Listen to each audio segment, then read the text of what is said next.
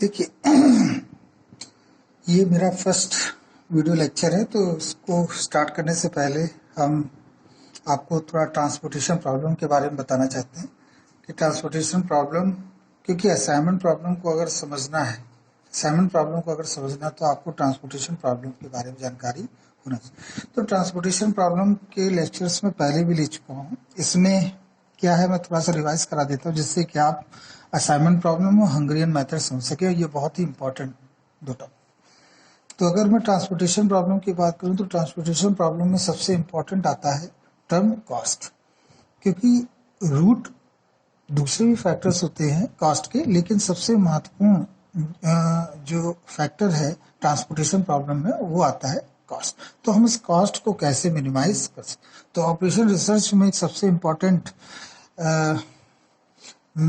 Tools दे रखा है, technique दे रखी है ट्रांसपोर्टेशन प्रॉब्लम को सॉल्व करने की, और वो टेक्निक्स हैं तीन: north west corner rule, least cost method और वोंगेल अप्रोक्सीमेशन मेथड। इस टेबल के बारे में मैं थोड़ा सा रिवाइज करा देना चाहता हूँ। ये टेबल क्या बता रही है? ये टेबल हमें ये बताती है, जैसे ये ओरिजिन पॉइंट है O1, O2, O3।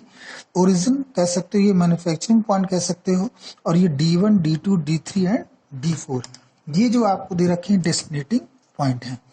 ये 4, 5, 7, 9 ये क्या है? These are the cost. Cost किस चीज से रिलेटेड? कॉस्ट रिलेटेड है पर यूनिट। मतलब अगर ओरिजिन 1 से P1 डेस्टिनेशन तक अगर हमें 1 यूनिट को पहुंचाना तो 4 रुपए हमें खर्च करने पड़ेंगे। उसी तरह से 5 पैसे, 7 रुपए, उसी तरह से 9 रुपए। तो ये सारे के सारे क्या है? कॉस्ट। और हम ये आप देख सकते हैं इस टेबल के बाहर कुछ नंबर्स लिखे हुए हैं। ये जो कॉलम होता है ये सप्लाई का होता है, और ये जो होता है डिमांड। मतलब इसको कैसे रीड आउट करेंगे कि D1 डेस्टिनेशन पर टोटल डिमांड है 150 यूनिट, D2 डेस्टिनेशन पर टोटल डिमांड है 50 यूनिट्स की, D3 डेस्टिनेशन पर उसी तरह से O1 पर टोटल जो मैन्युफैक्चरिंग यूनिट प्रोड्यूस होती हैं वो 100, O2 पर 200 और O3 पर 300 होती है। क्वेश्चन को हमने आपको बताया था, कुछ इसमें प्री चेक्स होते हैं। प्री चेक्स में हमने आपको बताया था बैलेंस्ड प्रॉब्लम होना जरूरी है। तो बैलेंस प्रॉब्लम किसको बोलते हैं? नंबर ऑफ ये जो डिमांड्स है वो सप्लाई के इक्वल होना चाहिए। जैसे कि ये प्रॉब्लम आपकी क्या है? बैलेंस्ड प्रॉब्लम है, बैलेंस्ड ट्रांसपोर्टेशन प्रॉब्लम है। क्यों? क्योंकि यहाँ पर इन सबका टोटल जो है वो इन टोटल के बराबर है। देखिए सप्लाई भी 600 की है और डिमांड भी 600 की है। तो हमें सबसे पहले ये चेक करना होता है। अगर ऐसा नहीं होता है तो फिर हम क्या करते हैं? उसको बैलेंस करते हैं। We just add either supply side और डिमांड साइड। इसका हमने एक क्लास में लेक्चर लिया हुआ है, 2-3 लेक्चर इससे रिलेटेड ले रखे हैं, वो एग्जाम्पल्स आप देख लीजिएगा। इसको सॉल्व करने के जो मेथड्स हैं वो 3 मेथड्स हैं: north west corner rule, least cost method और वोंगेल अप्रोक्सीमेशन मेथड।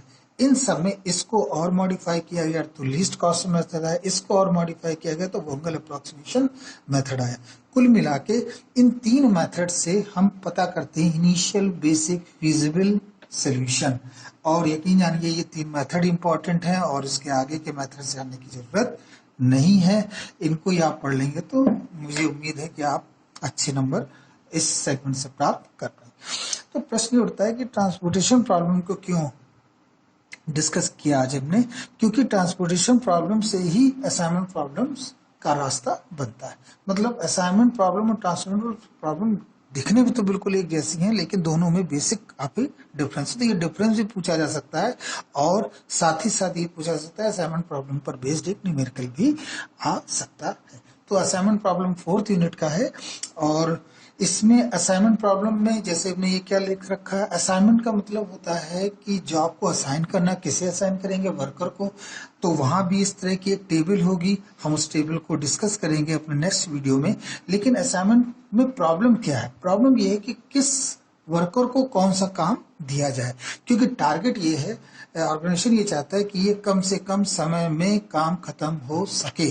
तो क्योंकि हर वर्कर की कैपेबिलिटी अलग अलग होती है, तो हम वहां पर चाहते हैं या तो टाइम को मिनिमाइज करना या कॉस्ट को मिनिमाइज करना। ज्यादातर क्वेश्चन जो आपको मिलेगा वो टाइम को मिनिमाइज करने का मिलेगा, कि मैक्सिमम हम किस तरह से एलोकेट करें काम को एमंग वर्कर्स के बीच में कि वर्कर की जो कैपेबिलिटी है वो पूरी तरह से यूटिलाइज हो सके, क्योंकि हर वर्कर की कैपेबिलिटी अलग अलग होती है।